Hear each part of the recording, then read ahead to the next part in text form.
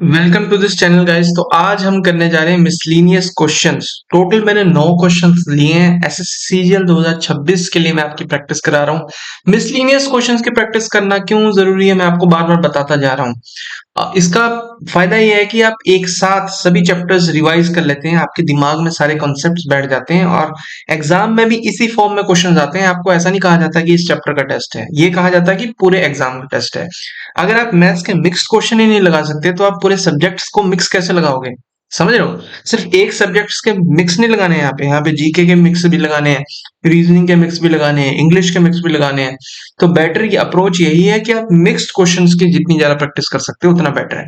मैंने यहाँ 9 different different chapters के सवाल लिए हैं। इसमें एवरेज है, नंबर्स है, ज्योमेट्री है, कंपाउंड इंटरेस्ट है, सिंपल इंटरेस्ट है और बहुत सारी चीजें हैं इसमें जो कि मिक्स्ड हैं। तो चलिए स्टार्ट करते हैं पहले क्वेश्चन से। स्किप भी कौन सा करना है ये भी बड़ा इंपॉर्टेंट है। तो सबसे पहला क्वेश्चन पढ़ते हैं, ठीक है। सबसे पहले आप अंदाजा लगा रहे हो कि ये एवरेज का क्वेश्चन है और आपको पता है कि ये एवरेज सबका फेवरेट चैप्टर होता है और एवरेज बहुत इजी भी होता है। और ये 3 लाइंस का ही क्वेश्चन है तो मैं इसको अटेम्प्ट करने की कोशिश करूंगा। अगर मेरे को पहली लाइन समझ नहीं आए या मेरे को थोड़ा सा भी ट्रिकी लगे क्वेश्चन, मैं इसको स्किप कर दूंगा। लेकिन मुझे लग रहा है कि ये अटेम्प्टेबल है तो मैं पढ़ लूंगा इस क्वेश्चन को। The average weight of a boy and his 3 friends is 55 kg। 4 लोगों का जो एवरेज एज है वो 55 केजी है, यानी कि 55 55 55 55। ओके, चारों फ्रेंड्स का जो एवरेज वेट है 55 केजी है। टोटल मैं यहां से बता सकता हूँ 55। अगर हर एक का वेट है तो 4 का 55 इंटू 4, टोटल वेट मैं यहां से बता सकता हूँ। ठीक है, आगे बढ़ते हैं। If the weight of a boy is 4 KG more than the average weight of his 3 friends. अगर ये जो बॉय है इसका 4 केजी फालतू है, ये जो तीनों बच्चे हैं इनकी जितनी भी एवरेज है उससे ये लड़का 4 केजी आगे है। अगर ये लड़का 4 केजी आगे ना होता तो वो जो एवरेज थी वो 55 केजी ना होती, उससे कम होती। मानते हो इस बात को? क्योंकि ये जो चारों फ्रेंड्स हैं, ये कह रहा है कि ये जो बॉय है इसका 4 केजी फालतू है तीनों की एवरेज से। 4 केजी फालतू है तीनों की एवरेज से। अगर ये 4 केजी फालतू ना होता तो इसकी एवरेज उतनी ही होती जितनी पहले थी। इसका मतलब पहले 55 केजी से कम थी। इस बॉय के आने की वजह से ये जो 4 केजी फालतू लेके आया उसकी वजह से एवरेज बढ़ी है। और कितनी बढ़ी है बस ये देखना है। देखो, अगर वो उतना ही वेट लेके आता जितना एवरेज था तीनों फ्रेंड्स का तो फर्क नहीं पड़ता, सेम एवरेज होती। 4 केजी जो एक्स्ट्रा लेके आया ना, इस एक्स्ट्रा को निकालो। सबसे पहले इस एक्स्ट्रा को पकड़ो हाथ में। भाई ये एक्स्ट्रा है, अब ये सब में बांट दे, उतने से एवरेज बढ़ जाएगी। ये 4 केजी मैंने हाथ में लिया और चारों में बांट दिया। तो जब ये 4 केजी हाथ में लिया और चारों में बांट दिया तो एक एक केजी फालतू गया सबको। एक एक केजी सबकी एवरेज बढ़ेगी और वो बढ़ के 55 केजी हो गई। यानी कि पहले कितनी थी? 54। पहले इन एवरेज वेट कितनी थी? 54। और उस एवरेज से ये लड़का 4 केजी ज्यादा था, यानी कि 54 plus 4 58 KG is the answer. Exam में आपको ऐसे ही करना है और इतना भी टाइम नहीं लेना है क्योंकि मैंने आपको बोल के समझाया तो मैंने टाइम ले लिया। अदरवाइज इसमें पेन पेपर की भी जरूरत नहीं है। मैं ये कहना चाह रहा हूं, देखो मैं जस्ट आपको समझाता हूं। ये बॉय था,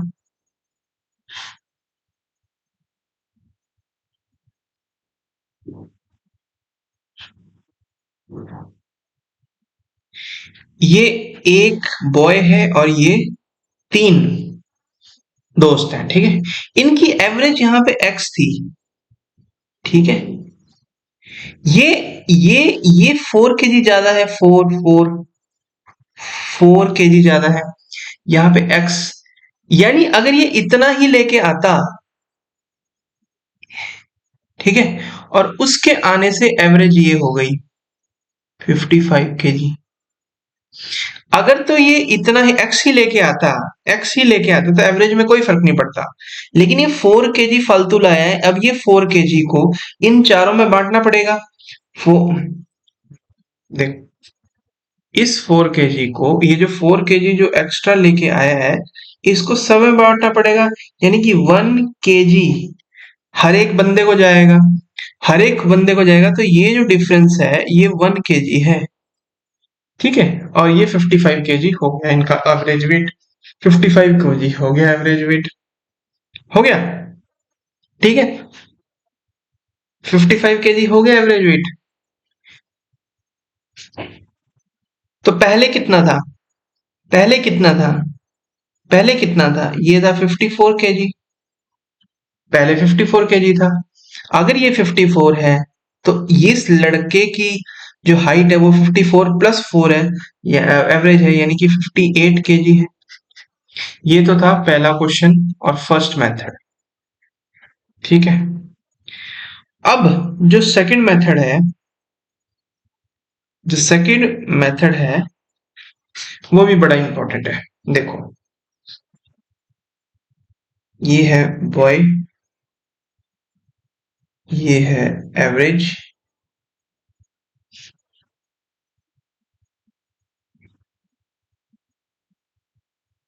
ठीक है।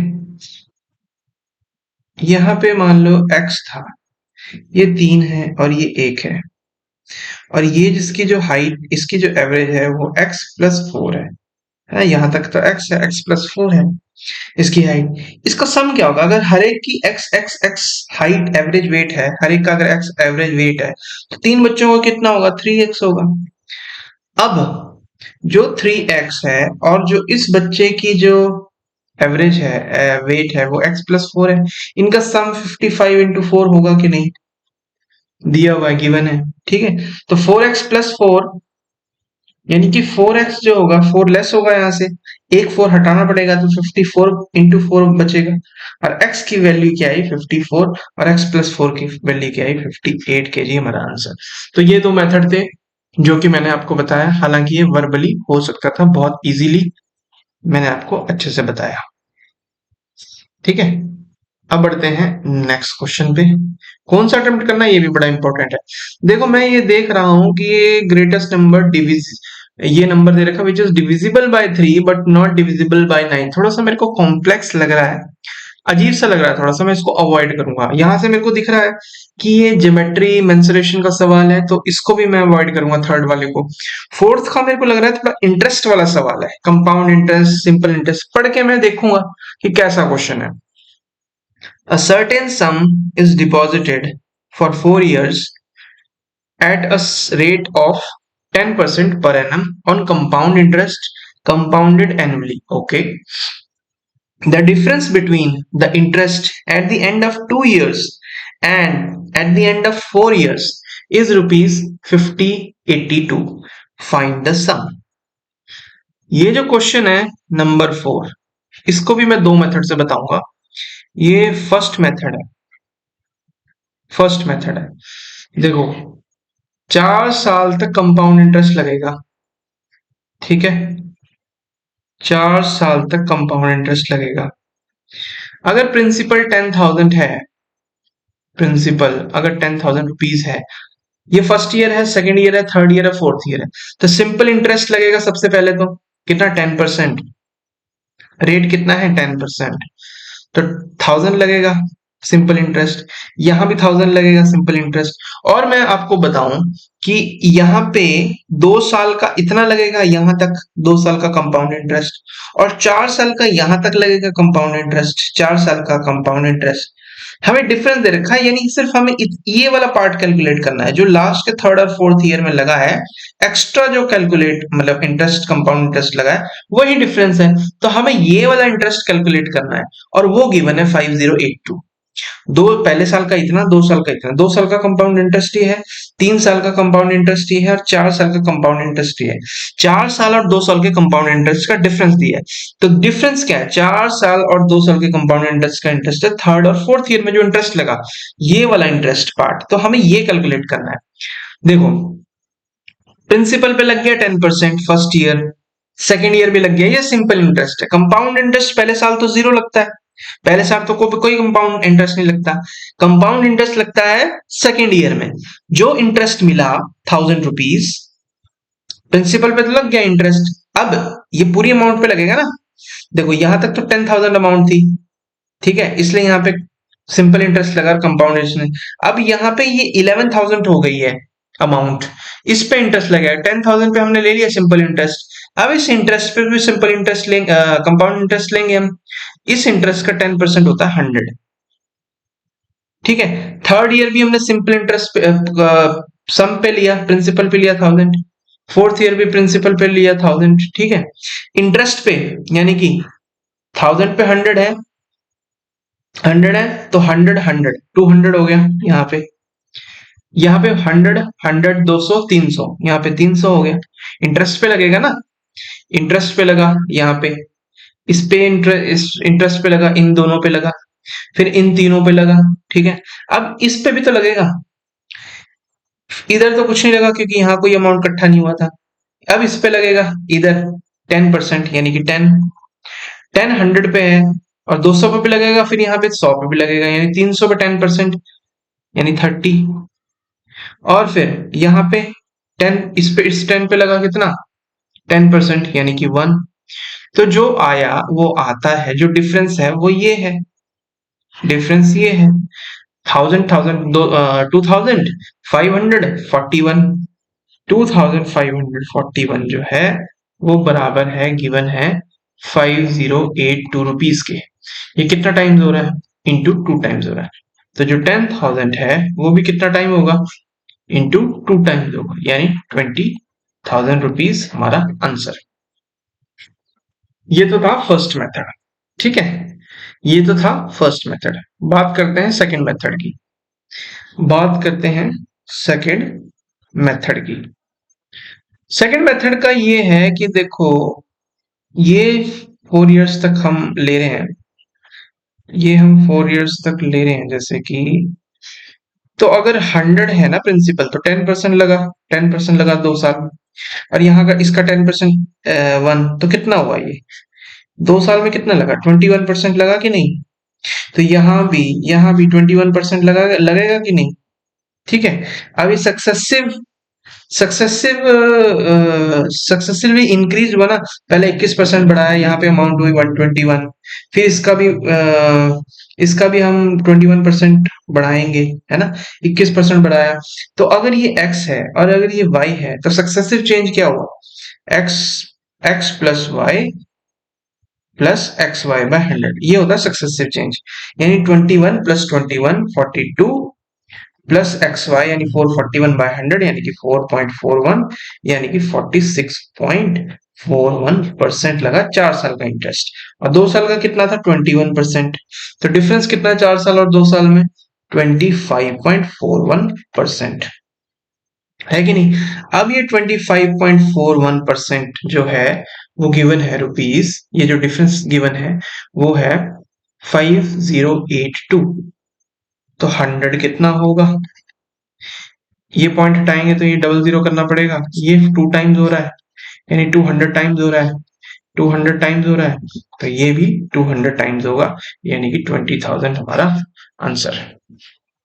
ठीक है जी, तो मैंने आपको दोनों मेथड से क्लियर कर दिया, आई होप आपको समझ आया होगा। पढ़ते हैं अगले सवाल में।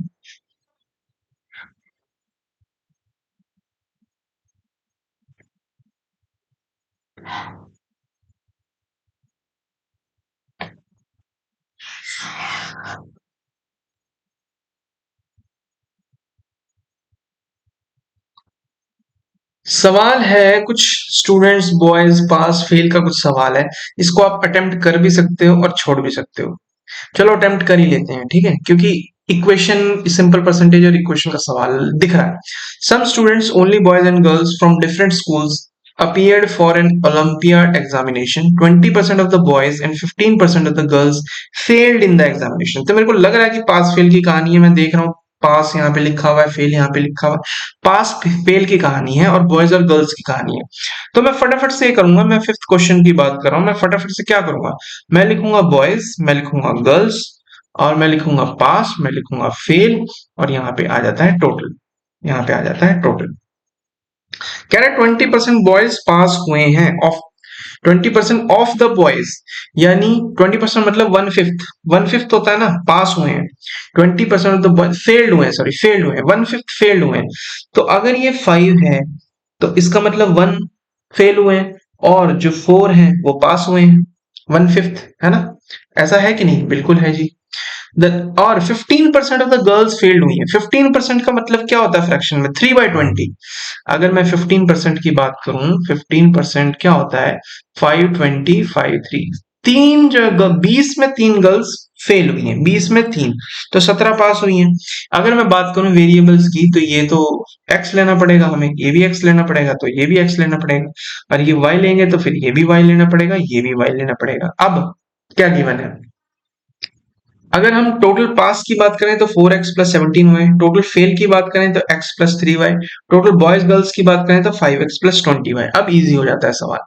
The number of boys who pass the examination, ये जो है the number of pass the examination was 70 more than that of girls who pass the examination.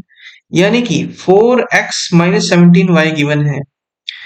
कितना? 4x 70 ज्यादा है इससे, तो 4x माइनस 17y हमें गिवन है कितना? 70। Who pass the examination, a total of 90 students failed, ये हमें गिवन है x प्लस 3y, यानी x प्लस 3y गिवन है 90, ये हमें गिवन है 90। इसको अगर हम 4 से मल्टीप्लाई करें और इसमें से लेस कर दें और इसमें से इसको लेस कर दें, यानी इसको 4 से मल्टीप्लाई किया जाए। अब देखो हमारे पास दो इक्वेशन है ना, एक है ये और एक है ये। फटाफट से हम इसको 4 से मल्टीप्लाई करके x को सबसे पहले काट देते हैं। इसको 4x भूल जाओ, काट दिया, लेस कर दिया। इसको 4 से जब मल्टीप्लाई, ये 12y हुआ और ये माइनस का प्लस हो गया, 12y प्लस 17y हो जाता है 29y, इज इक्वल टू, इसको 4 से मल्टीप्लाई किया 360, और इसमें से लेस 360 में से 70 लेस किया, सबसे पहले 60 लेस किया 300, फिर 10 लेस किया 290, और फिर y की वैल्यू आ गई 10। इसमें इसको जब हम पुट करते हैं तो x की वैल्यू आ जाती है, ये हो जाता है 30, 30 लेस हो जाता है, x की वैल्यू आ जाती है 60। अब पूछा क्या है? Find the number of students that appeared for the examination. Number of students पूछे, ये वैल्यू क्या आई? फिर ये वैल्यू क्या आई? x की वैल्यू पुट करेंगे तो आ जाती है 300, और 10 डालते हैं तो आ जाती है 200, यानी कि टोटल आ जाती है 500। 500 500 आंसर, बात खत्म। ठीक है, बढ़ते हैं अब नेक्स्ट क्वेश्चन में। बहुत इजी सवाल है, अगर आप मेथड से करते हो, अगर आप थोड़ा दिमाग लगा के करते हो तो बहुत इजी होते हैं सवाल। नेक्स्ट क्वेश्चन पे बढ़ते हैं, चलो जी। एक एंड, अब ये टाइम एंड वर्क का सवाल लग रहा है। टाइम एंड वर्क के सवाल भी मोस्टली इजी होते हैं और कंसेप्चुअली होते हैं, बहुत इजी होते हैं। छोटा सा कॉन्सेप्ट है तो पढ़ के देखूंगा, और हो सके अगर मेरे को समझ आ गया सवाल तो मैं इसको अटेम्प्ट कर दूंगा। A can finish a piece of work in 16 days, okay ji, and B can finish it in 12 days, okay ji. They work together for 4 days, 4 दिन तक काम करते हैं। कितना काम करते हैं हम निकाल सकते हैं। And then A left, फिर A चला गया, फिर B finished the remaining work, B ने remaining work खत्म किया। For how many days did B work to finish the whole work? तो completely, तो B ने कितने दिन तक काम किया। हम ये देख रहे हैं कि A अकेला 16 दिन में कर सकता है, B अकेला 12 दिन में कर सकता है, तो दोनों मिलके x y by x plus y, यानी 16 प्लस 12, यानी 28 डेज में दोनों मिलके इस पूरे काम को खत्म कर सकते थे। लेकिन इन्होंने 4 दिन में 4 दिन तक ही काम किया, तो 4 दिन में इन्होंने कितना काम किया? 4 बाय इतना, 4 बाय इतना, 4 बाय इतना, इतने दिन में वो पूरा काम कर सकते थे, लेकिन उन्होंने 4 दिन में किया ना, तो कितना काम किया? 4 बाय इतना। तो ये आ जाता है 4 4 16, 4 7 27, वहां गया, तो इन्होंने 7 बाय 12 वर्क पार्ट खत्म किया इन 4 डेज। ये ए प्लस बी ने किया, ठीक है, इतना हो गया। बचा काम रिमेनिंग वर्क, रिमेनिंग वर्क ये किसने किया? बी ने किया, बी ने किया। तो पूरा काम तो ये 12 दिन में कर सकता था, तो बचा ये 5/12 काम इतने दिन में करेगा, यानी कि 5 डेज में करेगा। तो बी ने 5 डेज काम किया अकेले, और ए के साथ काम किया था 4 दिन तक, तो टोटल इसने 9 डेज तक काम किया। 9 डेज हमारा आंसर, ठीक है। अब मैं आपको बताऊं कि अब जब मैं यहाँ आपको बताऊं, ए अगर x डेज में कर सकता है, बी अगर y डेज में कर सकता है, तो दोनों मिलके x y by x plus y days में काम को खत्म कर सकते हैं, और वही मैंने यहाँ पे लगाया है। पूरे दिन में इतने काम को खत्म कर सकते थे, लेकिन एक दिन का काम कितने दिन में करेंगे, 1/, 2 दिन का काम कितना काम, 2 दिन का, 2 दिन अगर काम करेंगे तो कितना काम करेंगे, 2/this, 3 दिन में कितना काम करेंगे तो 3/this, 4 दिन में कितना काम करेंगे तो 4/this, तो वही 4 दिन में कितना काम किया इन्होंने, 4/this, 7/12 काम इन्होंने किया मिलके। बचा काम 5/12 बी ने किया। अगर वो पूरा काम 12 दिन में करता है तो इतना काम, इतना पार्ट वो कितने दिन में करेगा, इंटू 5/12, 5 दिन में करेगा, है ना। तो इस बी ने अकेले ने 5 दिन काम किया और 4 दिन काम किया ए के साथ, टोटल मिलकर 9 डेज में काम किया। आई होप ये वाला पार्ट आपको क्लियर हुआ है। ये तो था फर्स्ट मेथड। एक है यूनिट वर्क मेथड, वो भी मैं आपको बता देता हूँ, उसको भी हम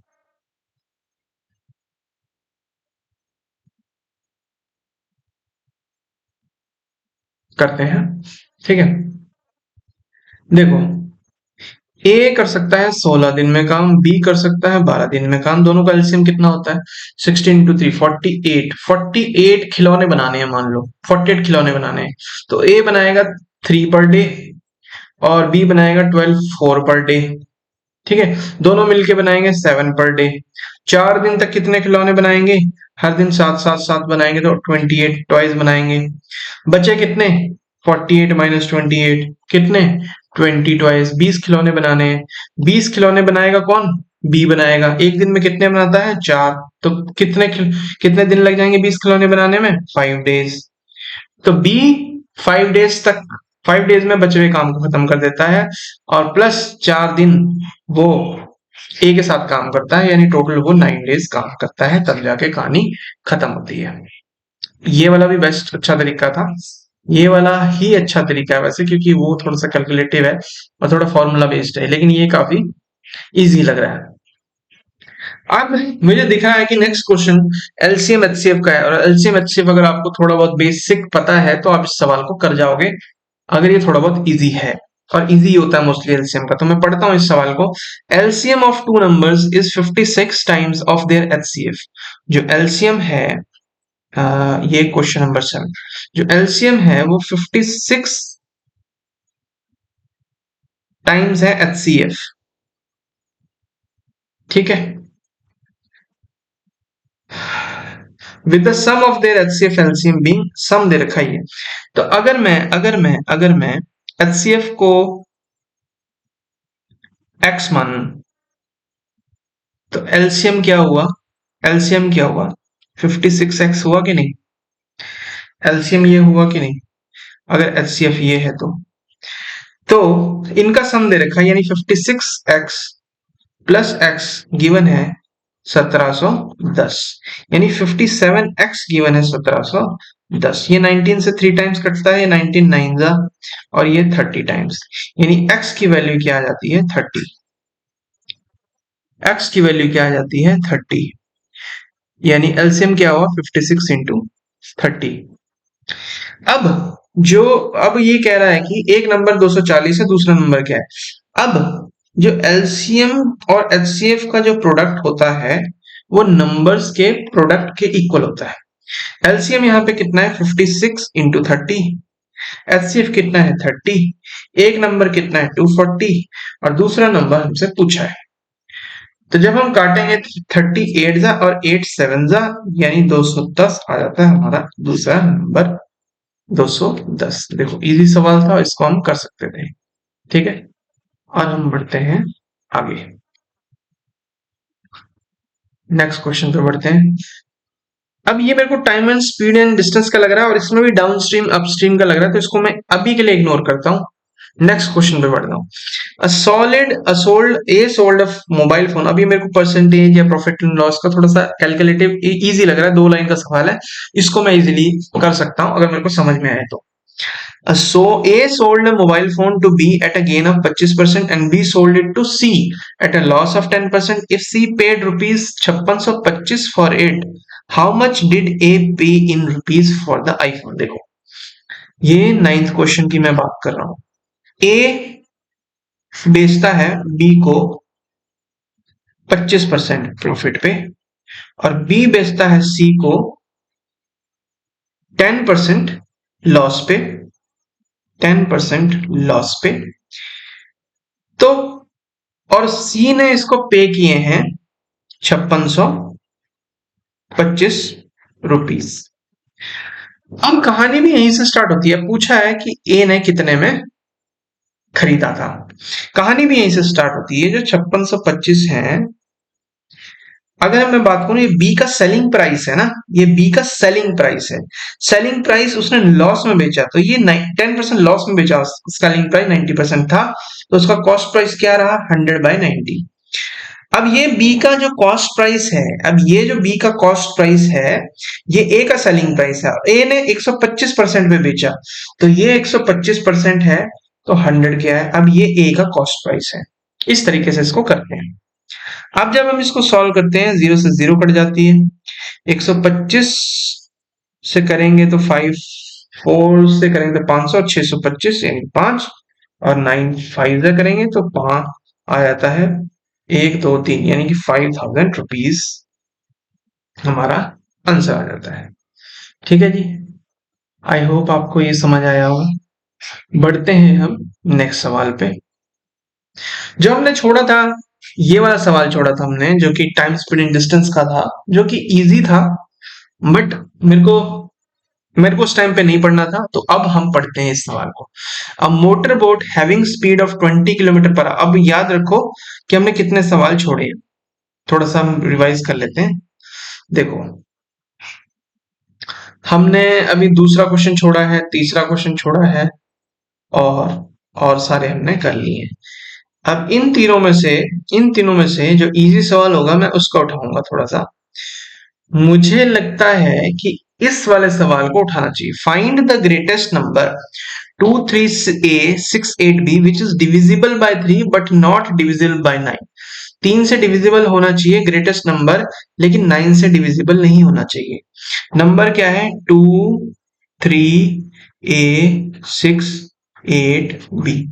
ये 3 से डिविजिबल होने के लिए इसका जो डिजिट सम होगा वो 3 से डिविजिबल होना चाहिए।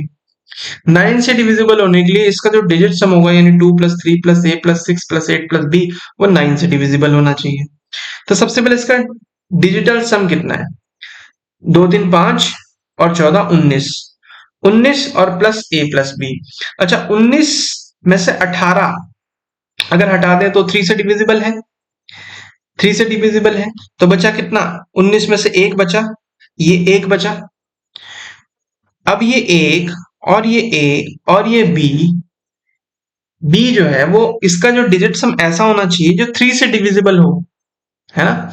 3 से डिविजिबल हो, यानी 3 हो, 6 हो, 9 हो, 12 हो, 15 हो, 18 हो, कुछ इस तरह हो।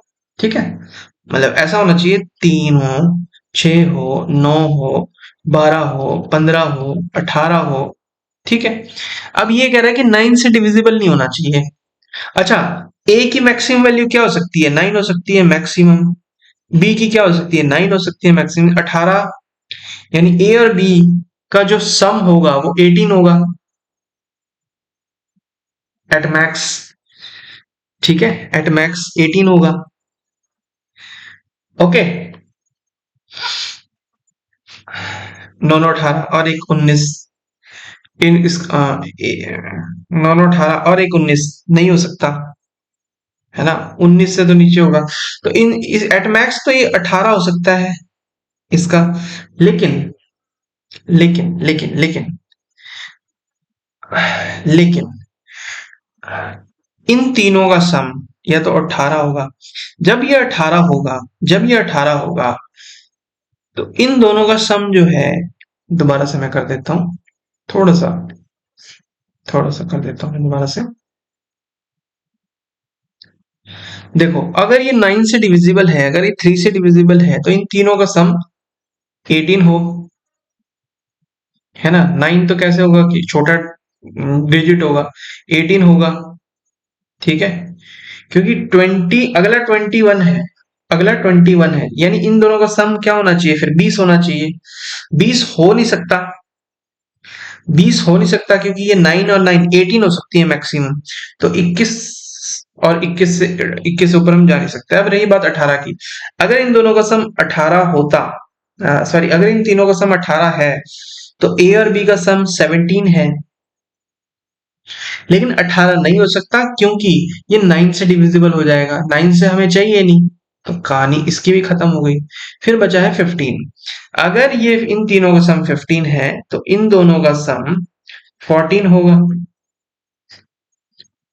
अगर इन तीनों का सम 15 है तो ये 5 से भी डिविजिबल होगा,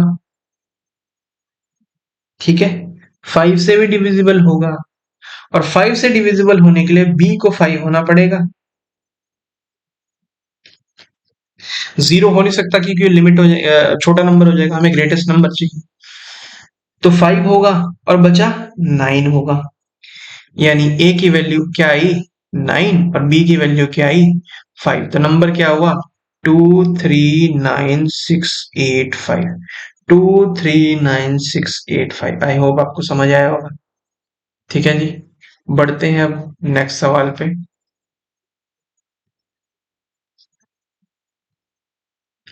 बढ़ते हैं अब नेक्स्ट सवाल पे।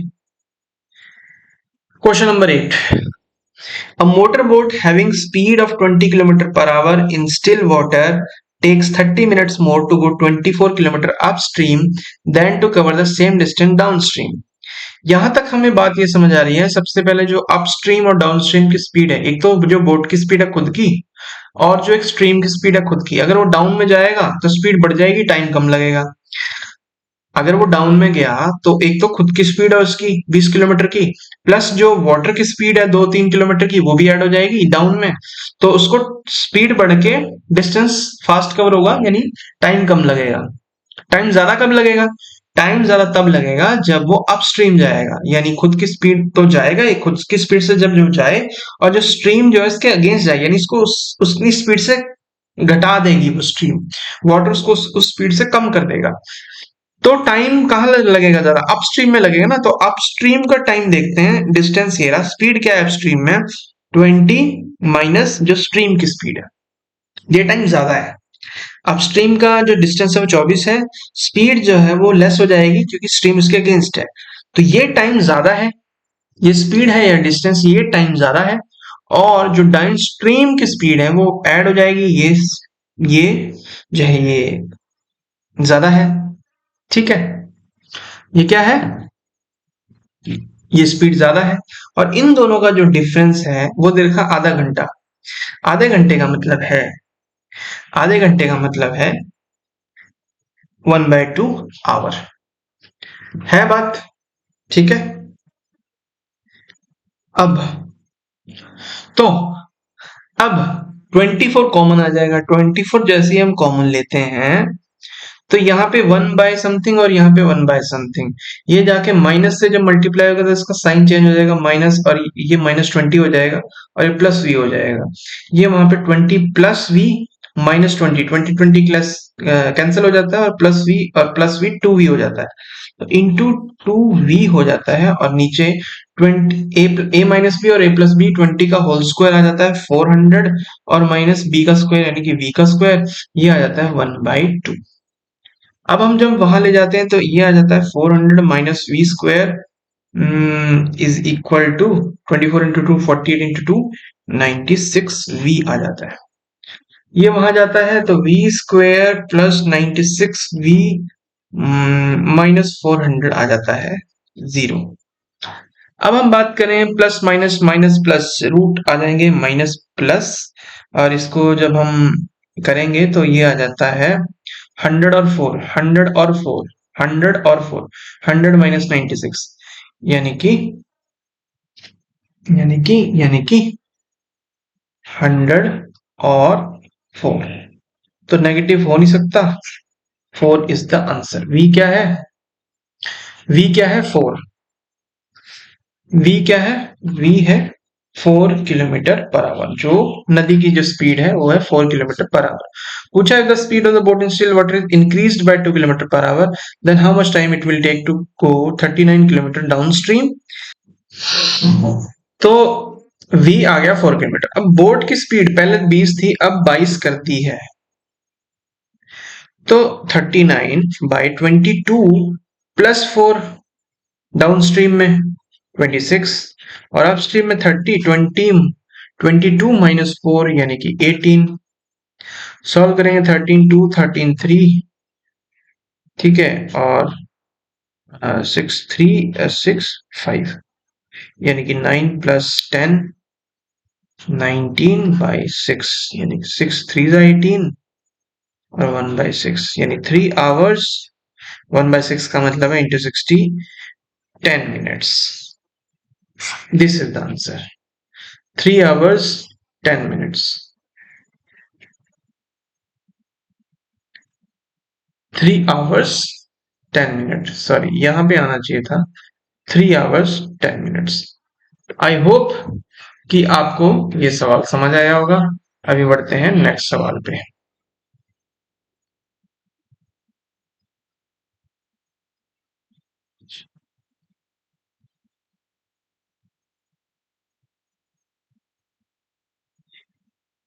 अब सवाल कौन सा रह गया है ये देख लेते हैं।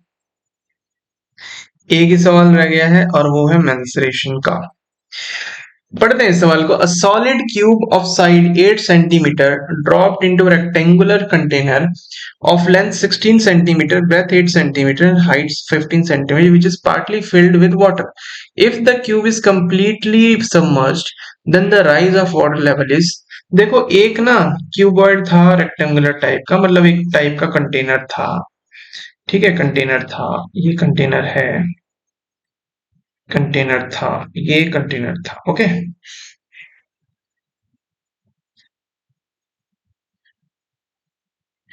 ये कंटेनर था, इसमें ना यहाँ ये पानी था, पानी का लेवल था, ये पानी का लेवल था, ये था पानी का लेवल, ठीक है, ये था पानी का लेवल, ये था पानी का लेवल, ओके, ये था पानी का लेवल पहले।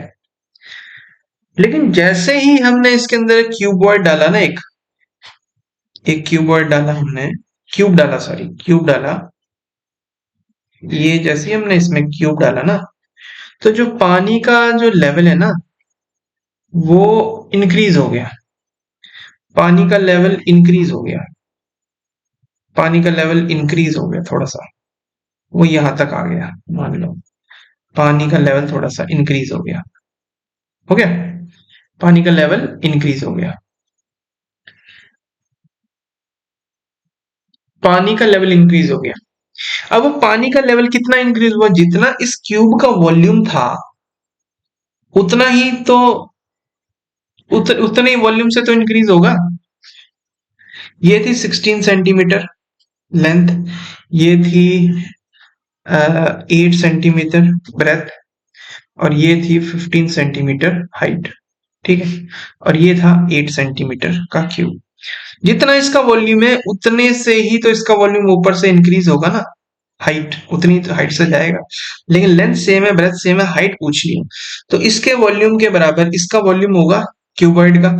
इसका वॉल्यूम क्या होता है, ए क्यूब, साइड क्यूब, क्यूब का तो वॉल्यूम क्या होता है साइड क्यूब यानी 8 क्यूब, और जो इस क्यूबॉइड का वॉल्यूम क्या होता है, L into B into H, L क्या है 16, बी क्या है 8, हाइट क्या है पूछिए, 8 क्यूब है, तो 2 8 तो हमने एक 8 यहां से ले लिया, एक 8 यहां से ले लिया, अब एक 8 बचा, 2 4 8 यानी x की वैल्यू क्या है 4 सेंटीमीटर हमारा आंसर है। हालांकि ये बहुत इजी था, लेकिन कोई बात नहीं, हमने थोड़ा सा इसको अवॉइड करना चाहा था, तो इसी तरीके से हम ये सवाल करेंगे। आई होप आपको समझ आया होगा। अब मिलते हैं नेक्स्ट क्लास में, टेक केयर, गुड बाय।